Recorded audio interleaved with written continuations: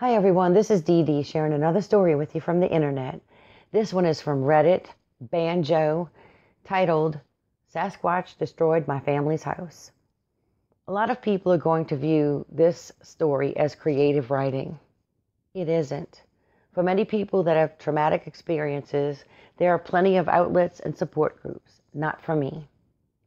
Everybody calls me a crackpot on the few occasions I get drunk enough to talk about what happened. And I don't appreciate that. This is a real story and a real event that caused a lot of turmoil in my family at the time. We were a small family. When I was 12 years old, me, my dad, and my mom lived in and managed a large deer lease in Arkansas near the town of Mena. My dad and I were skilled outdoorsmen and made a good chunk of change hunting pigs on horseback. The population had grown out of control at that time, and they were viewed as pests. Not only did you not need tags to hunt them, but you could get paid on up to $50 per pig. The meat is great for sausage, too. So it comes as a surprise to my father and I when the pigs around our property suddenly began to vanish. At first, we thought it was our neighbor 20 miles west, strong-arming our profits with his sons as he had before. But after my father went to his ranch to confront him about this issue, he came back ashen-faced and wouldn't tell me or my mother what had been discussed. All he said was Bill wasn't the reason for the shortage in pigs, and that me and my mother were to stay in the house. Of course, being the curious young retard I woke up before my dad, saddled my horse, and went into the woods. I rode the perimeter of our property, and as before, I didn't find a single pig, but I did find something else. At about noon, I came to a large clearing in the forest. Then, clear as day, what I first thought was a child stepped out right in front of my horse and I. I quickly realized this was no normal child.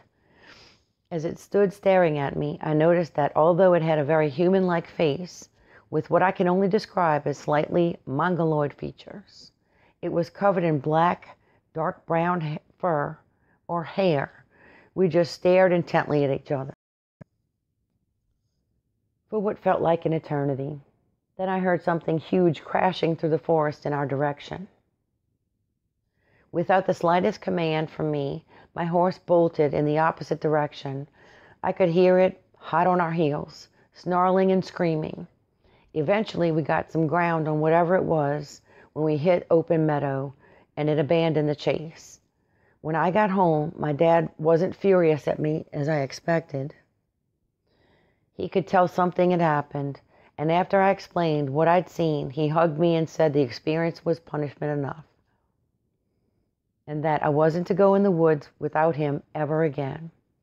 It wasn't at that point I was at all opposed to this. That being said, this was far from over. About a week later, we were sitting at the table enjoying my mom's Gordon Ramsay-esque style jambalaya when the phone rang.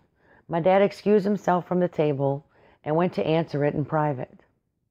He came back into the dining room and he told me, "Get your boots on and go grab your saddle. Something happened at Bill's place." Without question, I obeyed. And despite protests from my mother and demands for an explanation, we were soon going full gallop towards Bill's ranch. We didn't particularly like Bill or his boys very much, but in the Ozark Appalachian areas, we have sort of an unspoken law that if your neighbor needs help in any way, you are to oblige them. When we got there, the situation was complete chaos. Bill's wife, Maggie, was knelt on the porch sobbing her eyes out, and Bill and his two sons were scurrying about, loading firearms and filling backpacks full of provisions. My dad dismounted and ran up to Bill and asked him what was going on. Bill said, "My youngest was taken by someone. Maggie saw it. She said she was out feeding the pigs and somebody came up from behind the shed and grabbed him." "What did the person look like?" Bill gave my dad a frightened look. Then he said, "You know damn well what it looked like. It isn't a freaking person." My dad gulped and told me to go help Bill's boys get ready. We were going hunting. After Bill called the sheriff, they got on their four-wheelers and followed us into the forest. The 5 of us got about 15 miles into the woods before we saw the first one.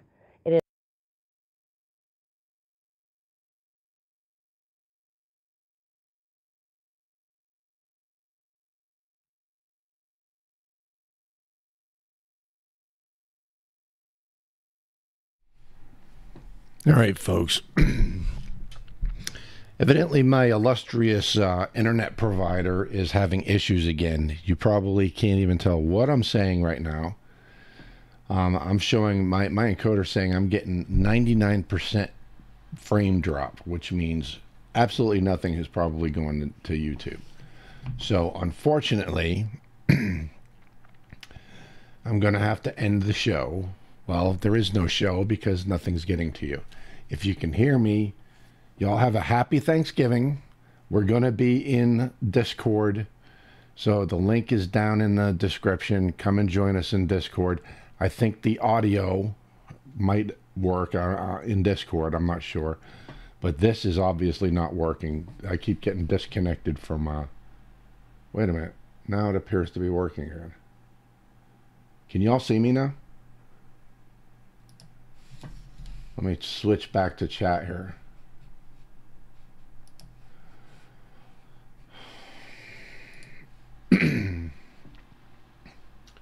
Okay, can y'all see me now? Oh, it says red in as my stream health on YouTube. There it goes. It's back to red again. Damn it. Yeah, for just a brief moment there, it looked like it worked. Maybe just enough for me to say Happy Thanksgiving, and that's it. Go to the description below. Join us in the Discord. If I'm able to talk in there, you know, I don't know.